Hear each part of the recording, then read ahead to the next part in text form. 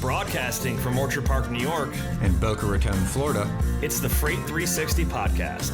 From freight broker sales tips to sports talk, this podcast is all about helping you grow as a freight broker.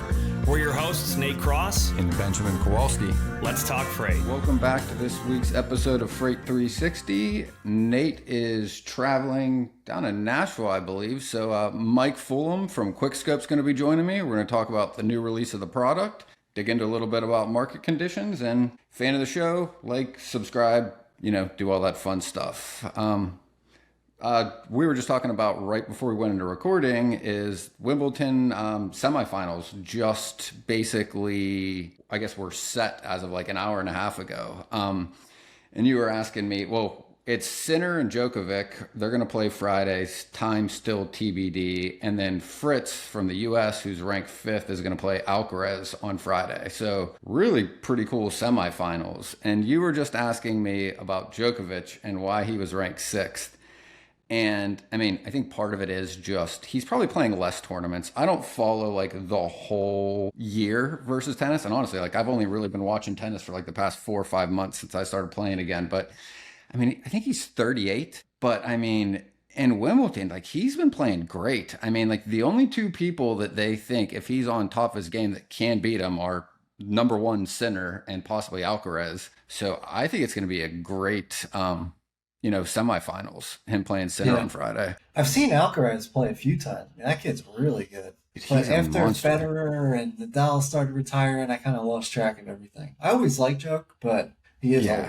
I mean, he's got the most of anybody, Grand Slams. I think he has 24. I think Federer has 21 or 22. And I think Nadal, he's got in the high teens, maybe low 20s. I'm going to look it up. But because I was asking my tennis coach this the other day, I'm like, he's a huge Federer fan. And Federer, might be considered the best ever. But he definitely has less Grand Slams than Djokovic. And I think the reason, I'm looking up Nadal Grand Slams. I know Nadal was the best on clay. So Nadal has 22 in total. And I think it was 14 in a row he won the French Open and Roland Garros on clay, which is insane. Yeah. And Federer, let me see how many Federer has 20. So Nadal and Djokovic have more. Djokovic has the most. And I think he just broke the record for the most consecutive semifinals, like yesterday when he went into the match, or 2 days ago when he went into today's. But I guess it's because Federer dominated on grass at Wimbledon, Nadal dominated on clay, but Djokovic dominated on hard court. And there's just more Grand Slams on hard court because the Australian Open and the US are both played hard court, which is probably why he ended up with more, is I guess my guess. But to your point, I haven't followed tennis long enough or extensively enough. Nadal also was always hurt. He was so big and, he had a big frame that, I just don't think it held up as well as Djokovic or Federer. Yeah, and I think in 09 or 010, somebody was telling me he had really bad shoulder injuries. He was basically out an entire season, and he definitely wore out faster, I think, than the other. But I mean, Djokovic looks fantastic. I mean, for his age, watching him today, I can't remember the kid he beat today, but he's got to be damn near twice his age, and he looked fantastic. Still playing, yeah. Yeah, and he fell, and there was an injury timeout on the last point of today where his left foot slipped in grass. He went down into a full split. I really thought, yeah. I thought he might have had to lose the match on literally the final point because he slipped right before winning the final point to take it into the semis. But yeah, if that happened to me, I wouldn't be walking for a month. Oh, there was one or two other ones. The guy yesterday too, I can't remember his name. He was beating Sinner, world number one, pretty handily. And he pulled his pec on a serve, and he ended up having to retire the match to Sinner, which, sucks. I mean, that close in Wimbledon to be playing that well against the number one guy in the world. And I mean, I think he was up 1 or 2 sets to none. He was really outplaying him. It was significant. And sucks to see that. I always enjoyed watching tennis. I mean, I didn't watch a lot of it. I watched, the majors, the Grand Slams, and, usually the semifinals on. But ever since Federer and Nadal retired, I mean, I've always liked Djokovic, but I haven't kept up with who's next. But I did see that Alcaraz kid playing. He's good. Yeah. I haven't seen Sinner play yet.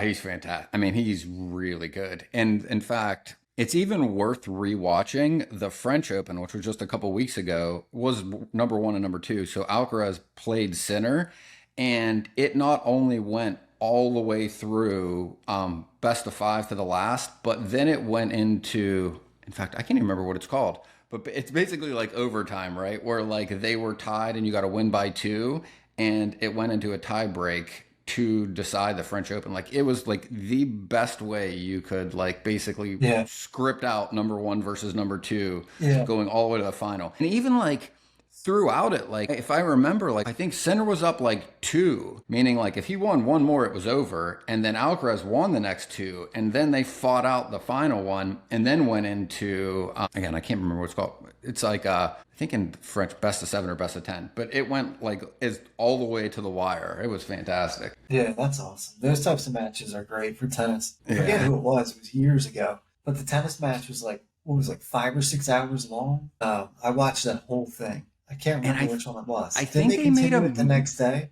I think they made a movie about that one, because I saw a preview for it, I thought, and I tried to find that movie. I could have swore it's called like The Longest Day in Tennis or something, and there was maybe a documentary, and I couldn't find it, but I remember it, but I don't remember like actually how it played out or like who was in it. Yeah, tennis is great. I don't play it, but I've always liked watching it. Yeah, a lot of fun. Really been enjoying it. Again, mostly I started playing because my daughter, she's 6, she started taking lessons, and it's just fun to do with her, but like really good exercise and definitely keeps your interest. I'm not a big fan of running on a treadmill or just it's the worst. doing cardio in any way whatsoever. So I'm like, this is a good excuse to actually like run around. Yeah, it's good exercise. It's functional too. I mean, the older you get, the more you got to think about moving your body in athletic ways. You're going to lose it. Yeah, no, it was funny. Somebody, I think it was my cousin, was telling me this. It's like statistically, if you think about it, like when was the last time you ran full speed or jumped like as high, like literally jumped like almost as high or like too close to what you could do? And I'm like, he's in his late 30s. I'm in my early 40s. And I'm like, when I thought, I'm like, I literally can't remember the last time I ran as fast as I could until I started playing like some sport again. I'm like, I don't know, 15 years maybe? I'm like, not recently. We took the kids for a walk the other day, and we went to like a little playground near us. Mm-hmm. And I was chasing after him on the playground and climbing up like the monkey bars and all that. And I was like, oh my, like I do not have what I used to have. And I need to be careful or I'm going to break something. Well, that was a funny thing. Nate and I talked about a lot. Like that was my motivation, like a big one to like wanting to get back into shape again, is like, I literally kind of just couldn't keep up with like a 3-year-old and a 4-year-old. You know what I mean? Like when she got around that age to just run around, I'm like, I am exhausted. And I'm like, if I want to have fun playing with her for the next 10, 15 years while she's still a kid, like I need to like actively go and work out. And that's the other thing, is like mostly just to avoid injuries and to be able to keep up with my kid is like enough motivation. Yeah, exactly. Yeah, I hear you. Getting old. Sweet, man. I mean, there's nothing really new in the news other than tariff deadline, 2 deals out of 90 that were promised. Who knows if they'll come through, but we can start talking a little about market conditions, because I'm really curious what you're seeing. I mean, you run a brokerage team, you are in the industry daily. I mean, what are you guys seeing in the market from like volume, rate, volatility, just from whatever perspective? Yeah, I mean, we really don't do much spot market work anymore. Most of the stuff we do is like strategic long-term stuff, multi-drop distribution-based things, kind of asset-light stuff. We don't really plug ourselves into the traditional brokerage market as much as we used to, partially because of the conditions. I mean, it's been like this for how long? 2 like years? Almost 4 years. Yeah, almost 4 now. It's crazy. Yeah. So I think it's a combination of things. I think we're still oversupplied. I think in general, product flow has slowed down because of all these changes with tariffs and just post-pandemic, potentially, if you want to call it a recession or not. But I also think that prior to the pandemic, retail and manufacturing were always focused on staying in stock, which is very important to be in stock. And I think what the pandemic taught them is that you could charge more and you don't really need to be in stock and you don't need to be a one-stop shop. And it's really about per unit margins rather than, foot traffic and all this noise that they used to focus on. So I think part of it is just the urgency that used to drive rates up because they would do whatever it takes to get a truck underneath it is also gone. So I think what we're dealing with is buyer behaviors have changed, retail and manufacturing behaviors have changed, probably in a recession. We are oversupplied, and it's just creating this perfect storm that I don't think we're going to see a turn. I don't think we're going to see a snapback. I think it's going to be a gradual climb out of it. And I don't know if we really should even expect traditional tight markets again. I think we're going to do a better job next time of controlling the highs and the lows. I think we'll see tight markets in short periods of time, but I don't think you'll see these, 18-month periods where it's just crazy. I just don't see it happen. Yeah. And I think, one, I totally agree with like the economic perspective, like big picture. I tried to dig into this like a few months ago. If you like look at post-COVID, what technically a recession for anyone out there is just 2 consecutive quarters of negative GDP. Basically, the gross domestic product of the country goes negative for 2 consecutive quarters. It's technically a recession. But that's really nuanced when you get into it because consumer spending has a big piece of that, and so does government spending. And when I dug into the amount of government spending post-COVID, if you theoretically could strip that out, we would have been in a recession. And most of government spending doesn't buy goods. Like it buys services like healthcare and things. It pays for salaries. So while there was a lot of money and the GDP was technically positive, it wasn't people buying things that was keeping it positive. It was the government pushing money into the economy, buoying it, the GDP positive. And I think a lot of that was an economic cycle. Nobody's going to get reelected when everybody sees that it's a technical recession. But the reality was, we have been in this economic position, I think, for the better part of 4 years. And I don't think there's anything really on the horizon showing that any of the consumers are doing any better. In fact, everything I'm reading is the opposite. The consumers going into the summer are terrified of what prices will be as tariffs start to affect what they're actually paying in the stores. They're going to restaurants less. They're spending less money buying things. Automotive sales are down. I'm hard pressed to think in the past 3 or 4 years of any specific industry that has done well. Even if you look at the S&P, there was somebody talking about the other day is if you back out the top 7 companies, right, in growth out of the S&P and you just look at the next 492 or 93, the S&P also hasn't been doing well. You've seen the headlines. Freight fraud isn't going anywhere. But if you're a QuikSkope customer, you're not seeing it in your business. QuikSkope is a cutting-edge load-level visibility tool that stops fraud before it starts, right where it happens. Inside the transaction, no noise, just results. With unlimited usage and by far the most cost-effective product on the market, QuikSkope delivers real value without the bloated price tag or platform confusion. And here's the kicker. Version 2 of QuikSkope drops this summer, packed with powerful new features and AI integrations that'll make your visibility game even stronger. Sign up today and you'll be locked in at today's pricing when version 2 goes live. Stop chasing fraud. Start stopping it. Visit QuikSkope.com. That's QuikSkope and learn more. And hasn't been doing well in the past few years. The tons of money is getting dumped into AI and tech, but Exactly. That's offsetting a lot of it. And that's not creating a lot of necessary jobs. It's going into data centers. It's going into resources, possible investments into power plants and resources to power that. But that money's not hitting people's bank accounts and then being spent at a restaurant or at Macy's, for example. We have a lot in front of us as the consumer because, just take the brokerage industry as an example. We're not going to see margin expansion. What we're going to see is it costs less to operate load level business. Yeah. We don't need as many people. So what's going to happen is the competitive build too is going to decrease so you can maintain that market share. But you're also not going to need the margin profile to support the operation as you did. And I think the consequence of that is, one, the brokerage space isn't going to see a lot of growth, but the consumers who are likely going to have to either reposition or maybe find a new place for a job because of artificial intelligence and the emergence of AI. I just don't see anything outside of an environmental factor creating this world of demand and recovery and consumer spending or capacity constraints. I just see our efficiency, like as a country, our efficiency only increasing from here. So I don't know. I think brokerage is really going to evolve into security, old school, actual arranging of transportation and getting shippers in touch with the right carriers at the right time, stabilizing rates, making the operation seamless and high service levels.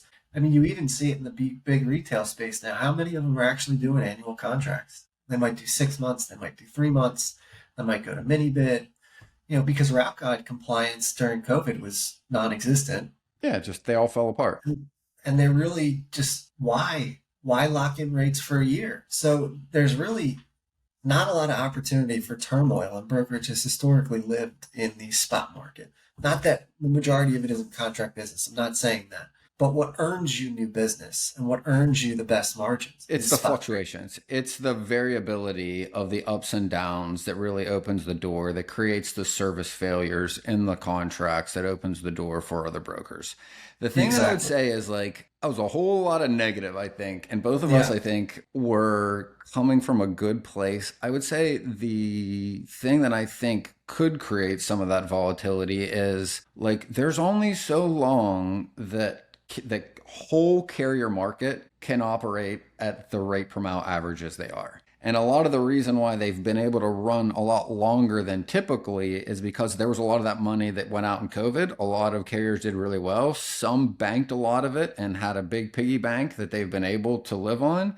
And we had Dean Croak on a few months ago, and he's it's really a tale of two carrier markets where half of them were able to buy trucks very cheaply, and had money from government subsidies. And the other half did really well, but bought trucks that were more expensive at the peak. And he said, we're now reaching that period where a lot of those assets are going to need full-on rebuilds, for the motors and things. And he's there's not a lot of carriers that have enough savings to do that rebuild. And he's there's only so long that any of the carrier market is going to be able to sustain $1.70 a mile, $1.80 a mile, when everything the trucking companies have to pay for has gotten more expensive. From the tires to the engines to the maintenance to the drivers, as everything gets more expensive in this country, things cost more. That cost operated truck is going up while the rate per mile hasn't, and something has to give at some point, and that could create some volatility. There's also the fact that we're probably going to see a reduction in drivers, with the new mandates and just this administration. I mean, there's going to be a lot less drivers that come here to work for a period of time. And, you look at the produce market or any market that has seasonal trends, they'll bring in drivers from overseas or across the border. And now they're going to have to meet requirements, or at least be held accountable to existing requirements that could strain the carrier base. But what I do think, even if none of that wind promotes a healthier market for us, I think that we're going through tremendous change in this space right now. You have the emergence of tech. You have shippers that some of the younger generations are moving into those decision maker positions. They're a little bit less baby boomer negotiating. I can't tell you what my rate is. Got to get the cheapest rates. They're more partnership driven, visibility driven. I think what could occur is that the traditional world where carrier and broker are at odds, broker and shipper, broker does whatever they want for shipper, and then shipper doesn't care and passes it down the line. I think what you're going to have is very transparent arrangements, more collaborative arrangements. I think there's an opportunity to create more accountability, which is really what QuikSkope's aiming to do, and make these relationships a little bit less prehistoric and I'm going to get the carrier down $100 and I'm going to do this. No, I think we can actually be smart business people if we're smart about this, and not going about it the old way. I'm going to hold out till 6 p.m. on a Friday to catch the what are we doing? What are we doing? There's much smarter ways to engage in this, and the tools exist. And not only do the tools exist, but they're evolving at such a pace that it's going to force the people that want to grow and stay alive to evolve. The shippers are going to have to evolve. And I think some of those traditional Wild West brokerage mentalities or freight mentalities will start to go away. And I think that's the biggest thing about this. Because I think there's a space for all of us. I don't think we necessarily need hyper tight markets to win. I think I agree. We need to go back to doing what the purpose was to arrange transportation, provide service and security of that freight, and bridge the gap between someone that needs work and someone that wants the work done. I couldn't agree with that more. It's a good segue. So for anybody that hasn't been brought up to speed, hasn't been reading our newsletters or caught any of the other episodes, why don't we give everybody like a breakdown on what QuikSkope is and what the new release is going to be like? Give everybody kind of like a background, base level understanding on, I mean, you could start with why and how it came to be, but I think it'll be helpful for everybody's context to understand that too. It's a good refresher. Yeah, sure. So QuikSkope, we started in 2023, and the goal of QuikSkope was to address freight fraud in its simplest forms: cargo theft and double brokerage, or rebrokering, which I guess would be the politically correct way to say it. But ultimately, we've all, the whole team, there's about 7 of us, we've been in this industry for a long time, 15 to 25 years, depending who you're talking to. And I would say over the past 6, double brokerage was becoming more of an issue. I think double brokerage always existed, but it really wasn't a big deal because it was given the load to a friend and nobody really had to solve for anything.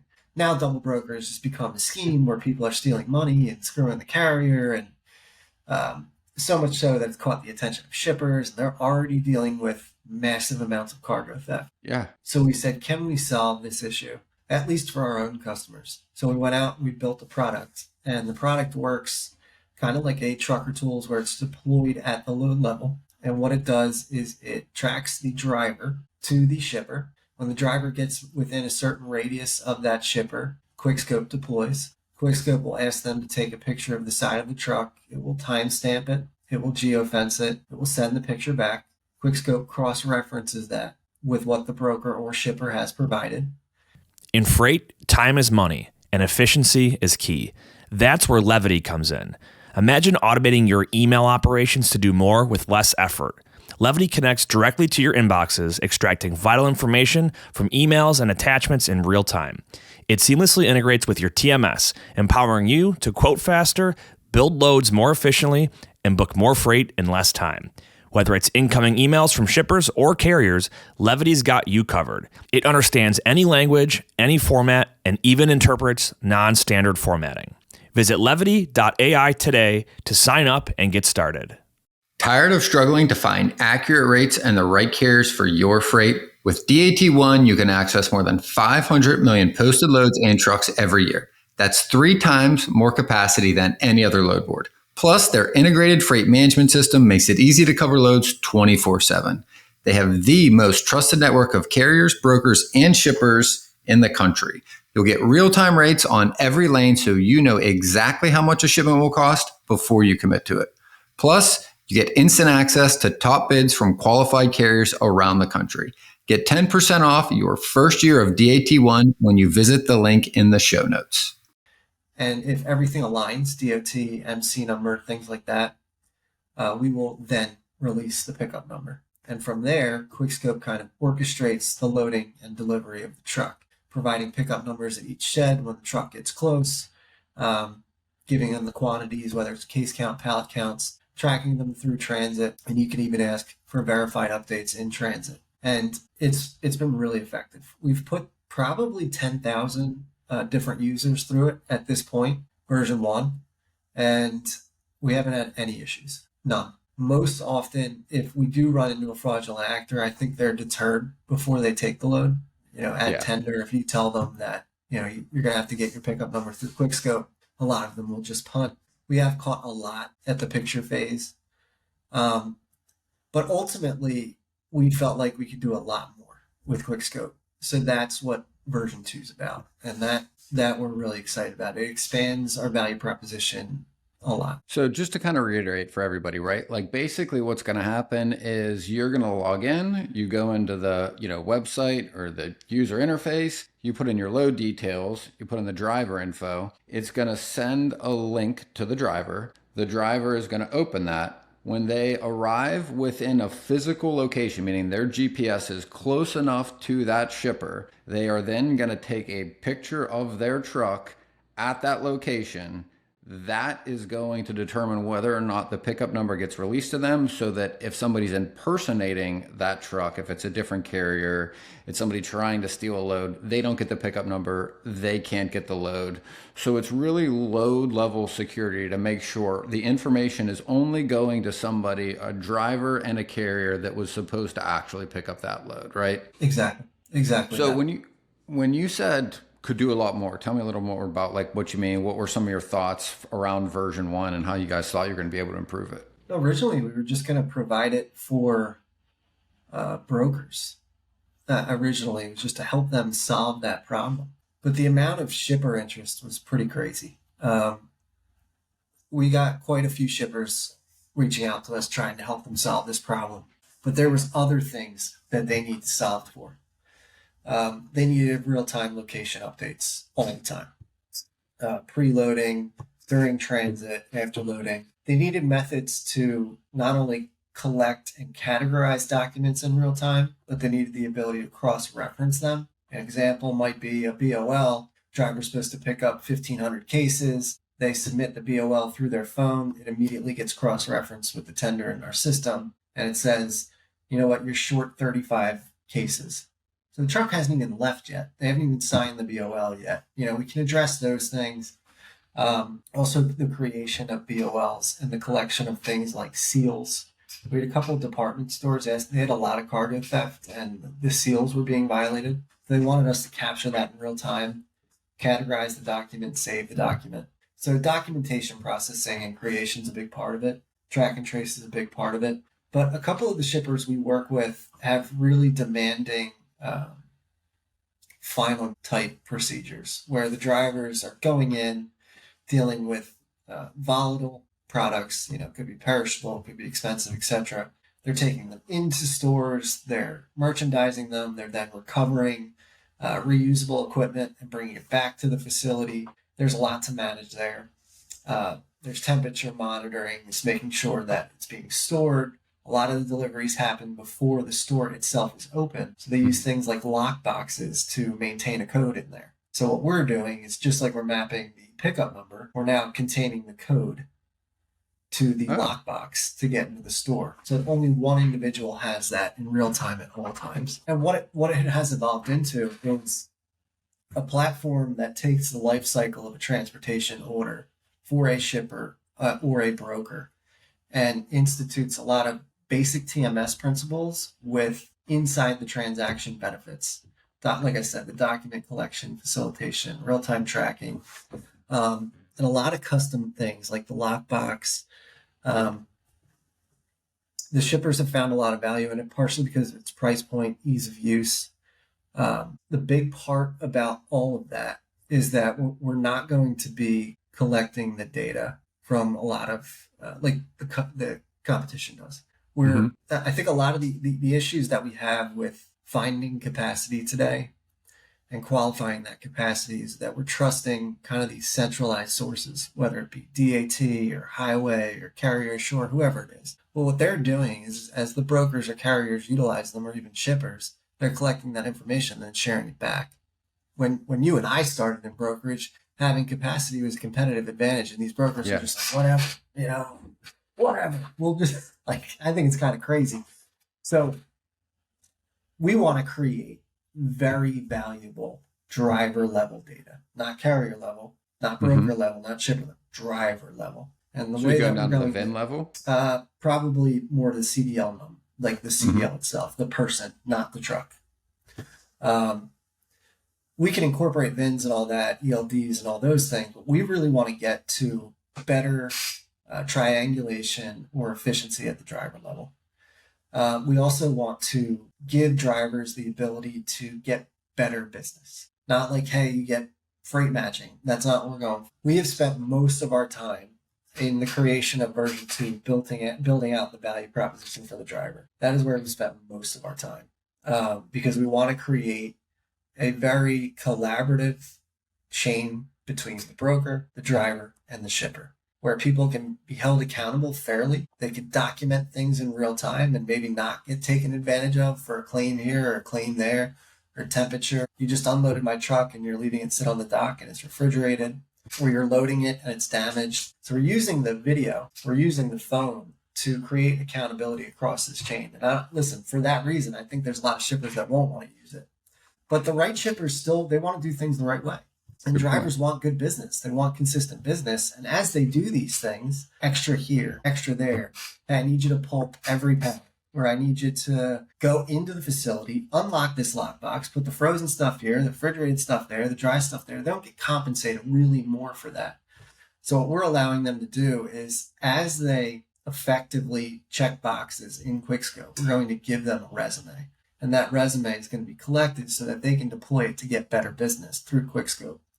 We're also giving shippers and brokers the ability to tip the driver directly.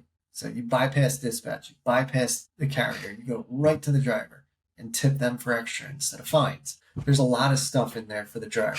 And I think that's a really good perspective on this. I've talked with Nate about this a lot, and it's like, I think if you provide visibility into the work that better drivers are doing, the industry would be willing to pay them more because it reduces risk, right? Like if you think about it just from a very simple standpoint, right? Like you really have two risks every time you book a truck. Is that, well, I'll go three. Is that truck the truck that you think you booked, right? Okay, carrier-wise. That QuikSkope addresses in version 1, which is making sure this carrier is the one that picked up the load before they can pick up the load. But the other two risks that are as old as our industry is this equipment maintained well enough to make it from pickup to delivery? What is the likelihood they break down, right? The maintenance level of that asset is one. But the other big risk is, what is the driver fitness, right? And the information available is to that whole carrier, to the industry. Like you can't see down to the driver level. So you might have 5 great drivers, 4 new drivers at a carrier, and they have poor driver fitness, all because there's 4 poorly trained drivers that a company hired and didn't do what they should have done. The 5 very good drivers get penalized for a company's decision they had nothing to do with, right? But yet, you and I on the brokerage side, or even if you're a shipper, like if that vehicle is well maintained, like you would be willing to pay more for a driver that is going to drive in a way that is safe, for one, and 2, reduce claims. I mean, the faster you're driving or the more haphazard you're driving, the more likely there's a claim that cargo is going to shift, that there's damage. Like I saw one like 2 days ago.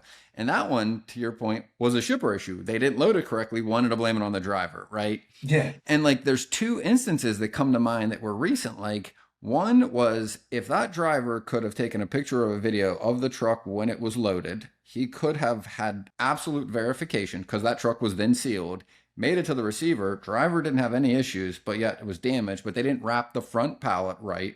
It was in the nose of the truck and it was just loaded poorly. And the receiver even said over the phone to one of our brokers, like, hey, like we've had this issue with this facility before. Like we know this is pretty common with them. You don't want to penalize the driver for something they didn't do. You don't want to penalize the trucking company by claiming their insurance for something the company that loaded it did, right? So you help protect the drivers. And then the other instance I was thinking of is when you said like pulping product. Like we had a claim, I don't know if it was us. It was somebody I worked with. I helped with a claim. This is probably like 6 months ago. It was a load of lettuce. And to your point about shippers that are unethical, right? They loaded half the truck pre-cooled lettuce the way they were supposed to, right? The other half of the truck, they brought a flatbed out of the field in the summer, right? He did everything Put it else right in the truck. And the driver, and here's what happened, right? Like the driver wasn't as great with English, but was a really good driver. And like I spoke with him, right? And what he was saying was like, I pulped half the product. It was right. Half of it was not. And he said, clearly, like this shipper made me initial this. This was not the same temperature as what I already pulped. I knew they loaded half of this hot. Like this is not on me, right? And to your point, like the driver's doing what he's supposed to. That shipper basically strong-armed the driver into doing this, right? After he was probably sitting there 5-6 hours anyway, waiting for the shipper to do what they were supposed to. Then there's a claim on the product, and then it goes on the carrier. And the reality was like, that was never really the carrier's fault. That driver did everything he was supposed to. The carrier did everything they were supposed to. And like, this is very, I don't want to say very common, but it's pretty common if you're shipping. Like, everybody that's been in the industry long enough knows there are certain shippers that will intentionally load product they know isn't going to make it, that isn't pre-cooled sometimes. And again, I want to be They'll reject generous good or product too. Yeah. I mean, like, I want to be understanding of shippers that are under constraints sometimes to get product where it needs to be. So they're oftentimes like under very tight timelines where they're trying to do their best. And I don't want to say that like all of it is malicious, but at the end of the day, like, you don't want other people or other businesses paying the cost for a risk another one took, right? And I think when you've got a product like this that brings the visibility and can show this driver's doing what he's supposed to, like, if I got a customer that has a load that is super important, or even just a lane and a customer that they need better service on, lower risk, they can't deal with an issue at delivery or a claim, most of the industry would be willing to pay them more. And I think even all the way up the chain to the shippers, like, I can absolutely see like getting on the phone with a customer of mine and being like, listen, this is important. I want to give this guy an extra $200. I'm going to literally pay this driver an extra $200, not the carrier, not me, to make sure that this is done exactly to your specs, your standards, right? Yep. And it's like, now that driver gets the benefit, and then people in our industry, like you and me, like, you can see which drivers are taking more risks and which ones aren't. And it's not that you don't want to give freight to the guys taking more risks. It's like, okay, well, if you're shipping a load of pavers or, asphalt shingles, that's not as important. If you're shipping a $150,000 load of whatever, frozen seafood or high claim risk, like, you want to spend a little more, but the industry can't actually give those more incentives or more money because, like, we can't tell the difference. Like, at the end of the day, Exactly. all you can see is the whole trucking company. You don't know if that driver is better than the other one. I mean, the dispatcher is going to tell you that no matter what you ask anyway. So there's no real way to see into that opaque market side. And why should a dispatcher or a driver be tied to a dispatcher? Like, if you're doing a really good job, you've mounted this proof of success. Like, wouldn't you want to make yourself available for the right job for you and your family at the right time? So we have put a ton of focus on that. You had mentioned he's forcing him to sign this BOL. We want the driver to be in the QuikSkope app at that point in time and either record it or take a picture of it happening. Because when he presses that button, everybody linked to QuikSkope at the brokerage side, the shipper side, is going to be made aware. Visibility. They're going to be caught in the act. And listen, there's going to be a lot of big shippers, especially the big retailers, that probably wouldn't want to deal with that. But that's not what we're aiming for.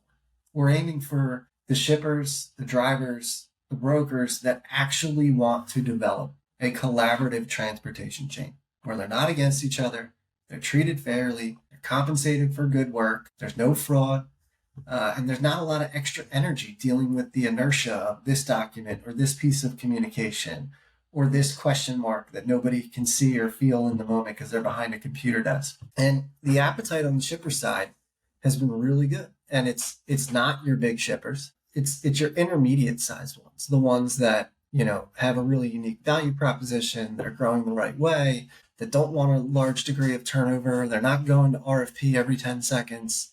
And I think that's what QuikSkope's going to serve. The drivers that want that, the brokers that want that, the shippers that want that.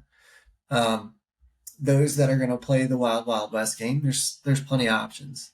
Just probably not, QuikSkope. And what else it reminds me is Nate and I were working directly with a shipper on some consulting this year. And one of the things they said, and they're a very, very large company in the billions. And they said the biggest issue they have is that, like, from a staffing perspective, it's very hard for them to get long-term employees loading trucks. Like, it's very hard for them to staff them with positions where people are there for more than a few years that really understand and can make sure they're being done.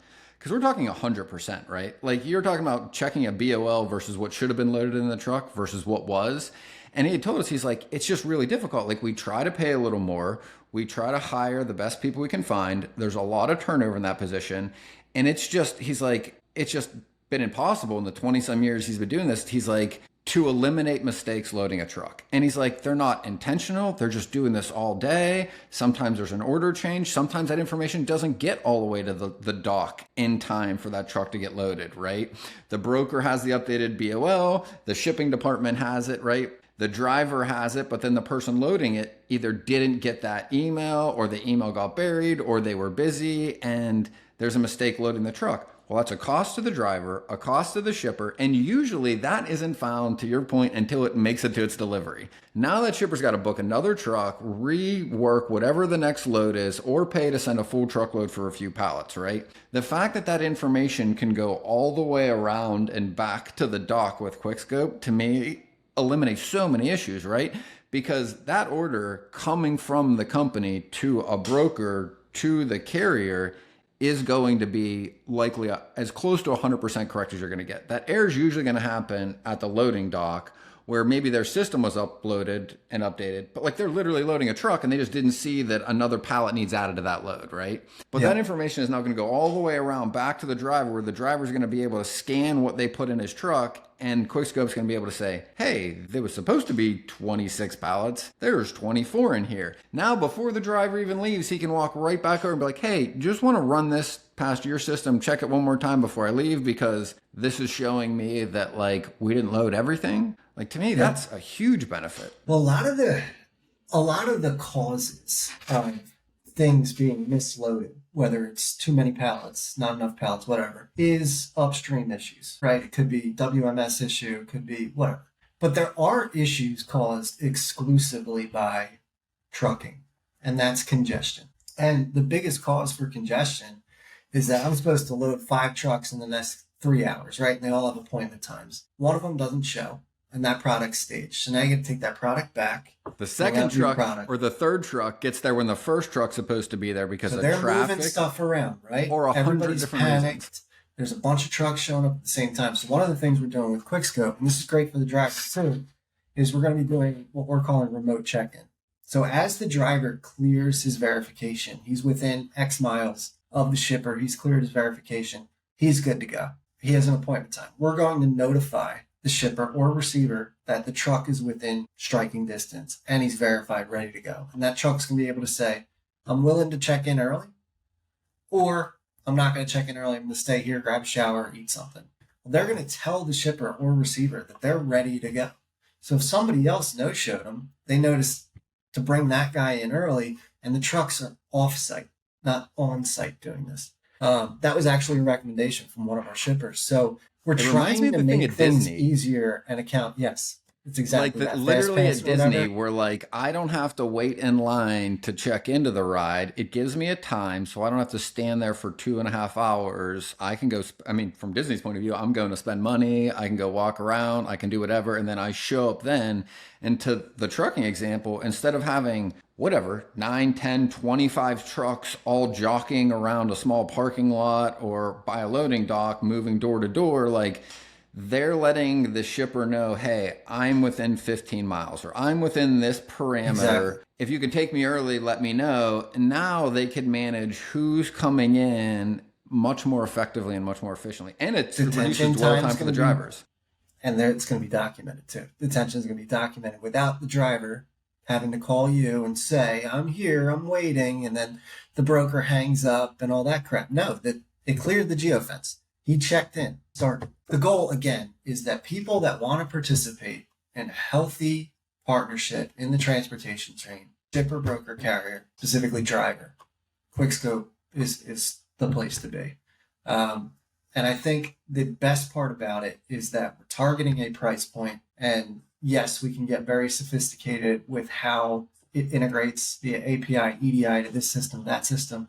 But we're also making it very simple to use if you don't want to go through all those integrations. It still works if you're not using EDI or API. It still works. We can use phones. We can use email. We can use text message. It's really just meant to solve the problem, make things easier for a good price, really easy. Well, this is the thing that I want to make sure we touch on before we wrap, right? Because we have lots of newer brokers listen to the show. We talk to them all the time. And most of the solutions to address fraud are 1, expensive, 2, require, and 3 take time to get in place for any of them, right? Like, and it's not a knock on any of them. Like, that's how they're built. That's how they work, right? The thing that I love about QuikSkope is, one, you basically pay per load to use it. Any size brokerage, right, and correct me if I'm wrong, can get an account, can just jump on, log in, put their information, and decide, hey, I want to use it on this load. There's not like a yearly fee. There's not a fee that you've got to pay that you're locked into for some long term to see if this works. And to me, like, that was the thing when you guys first came out with this, and Nate and I talked about it, was, and even with you, I'm like, this is the best thing about this is anybody can use this.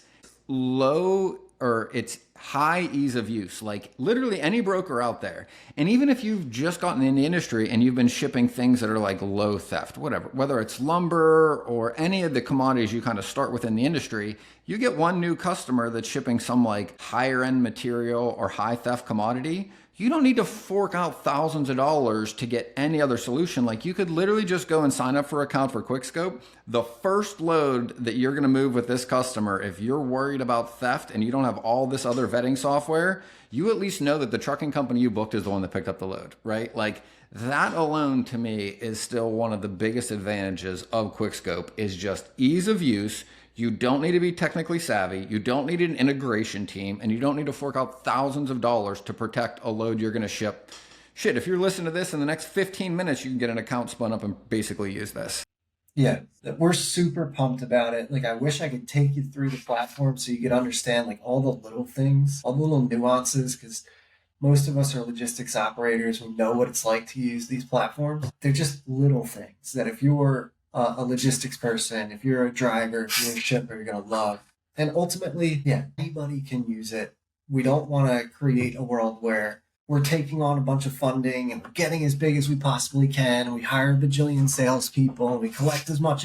That's not what we're going for. We're trying to build an awesome product that's easy to use for a good price and commit to the customers that want to commit to its mission. If you're not in, then whatever. We don't have a lot of mouths to feed. We're not trying to be IBM here. But when I tell you the amount of artificial intelligence that's in this thing and all the little nuances that it's enabled us to do quickly, it's going to have object detection. So you're going to know, if it's a fraudulent picture. You're going to know if potentially down the line, there's some things that we're going to be doing with video that will help with temperature monitoring and counting cases and pallets. Like, there's some really cool things that just, half the memes that you see about freight brokerage or trucking will make them go away, because a lot of that noise will go away. And I think that's like the best news for the industry. It's like, who in this industry wants to see their shit stolen? No. Full stop. It's Nobody, everything, right? too. It's cheap product. It's expensive Anything. product. If it's easy to turn over, they'll steal it. Yeah. I mean, I remember, and this is going back a long time, but like one of the highest theft items that always surprised me, and this was, I think I heard about this like 15 years ago, was like laundry detergent. Like, Tide and laundry detergent was like always a super high theft commodity, and razor blades for exactly the same reason you said. Is like, if you stole a truckload, you could literally sell it in a few hours or an afternoon, basically anywhere in the country. Because if you're like, hey, this stuff's $8 a bottle, I'll sell it to you for $4. I mean, it's like stuff you see in the movies in like the 40s and 50s where they're selling steaks off the back of a truck that they stole. Like, that stuff still happens today.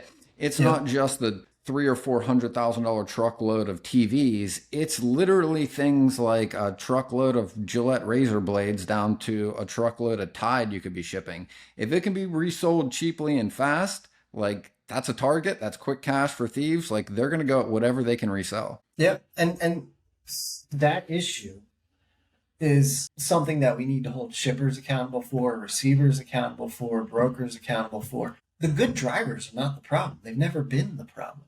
It's, cyber criminals or people that are part of a criminal organization. And you either stop that before the truckloads, or a shipper or a receiver doesn't use their PO number as the pickup number, right? Like, basic things, just very basic. Most of the consults we get called into with these shippers, it's like, oh, so you're telling me you just asked for Bob?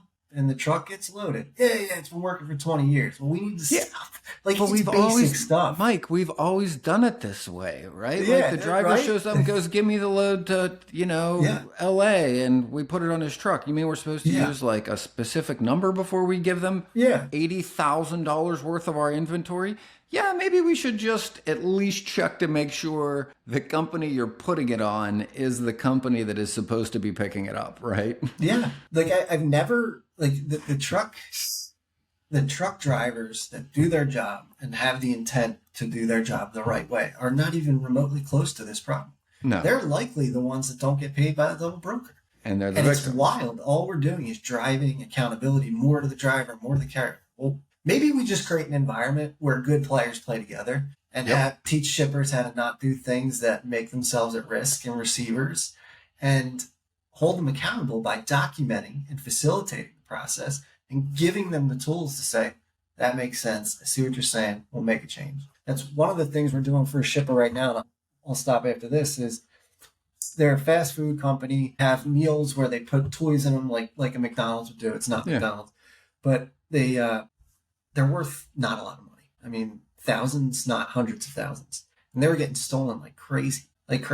And so what we did was we implemented a random number generator in QuikSkope. And that random number generator associates itself with the PO provided.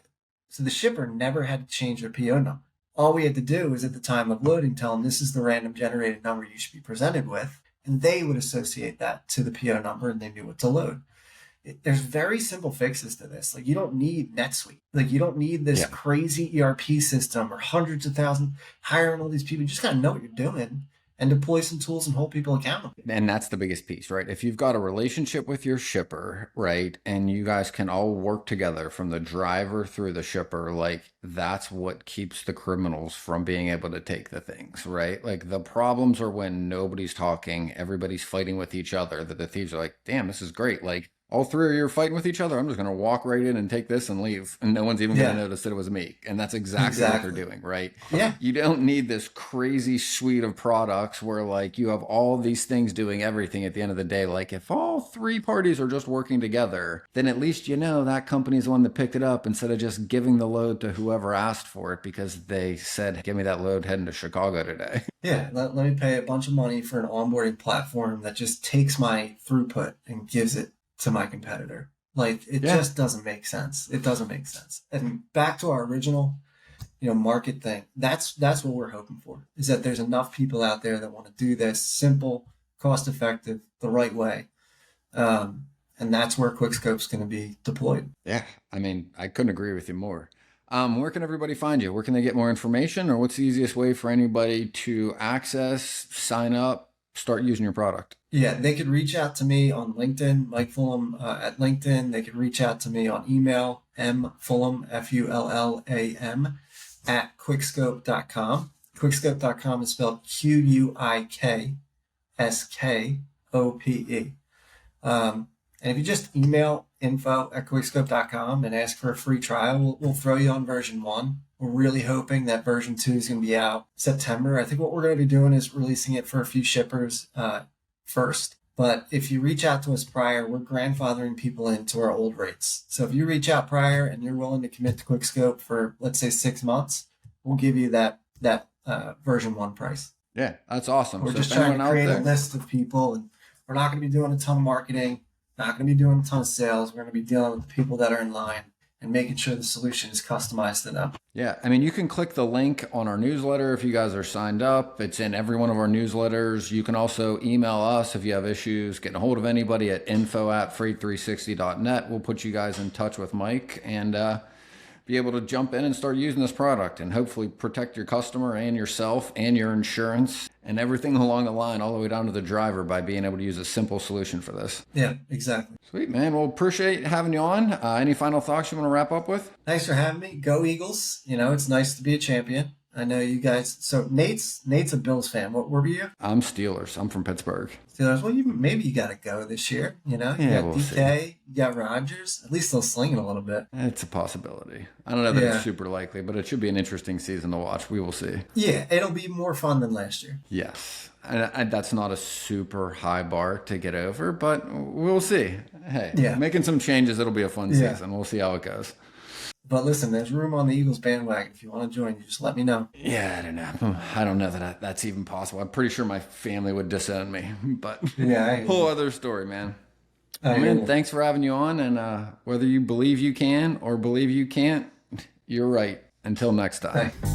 See you, buddy. That wraps up this episode of Freight 360. Check out the show notes for links to anything that we've referenced on this episode. And make sure to visit us online at freight360.net to see our entire library of episodes, videos, blogs, and more.